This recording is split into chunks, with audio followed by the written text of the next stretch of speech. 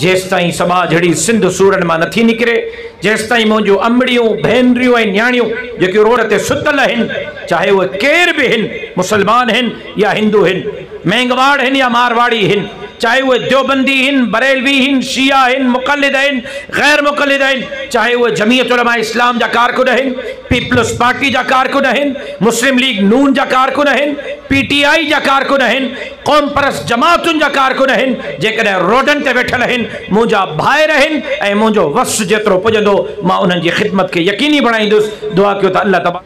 मौलवियुनि वटि कुझु बि कोन्हे।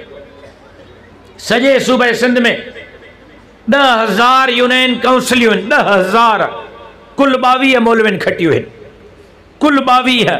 लेकिन हिन वक़्तु सॼी सिंध में पहिरें नंबर ते कम करे रही आहे, घिटी घिटी वस्ती वस्ती वाहण वाहण कम करे रही आहे, गाॾियुनि ते लॉन्चुनि में, पहिरें पंध चेल जॾहिं पाणीअ में, जहाज़नि ते हेलीकॉप्टरनि ते कोई पहुची रहियो आहे त उहो मौलवी आहे, उहो आलिम आहे, उहो जमीयत उलमा इस्लाम जो नुमाइंदो या जमीयत जो मोहब्बत कंदड़ आहे। बग़ैर इक़्तिदार जे मौलवियुनि सिंध जी एॾी मालिकी कई आहे, जेकॾहिं इहे इक़्तिदार में हुजनि हा त छा न कनि हा।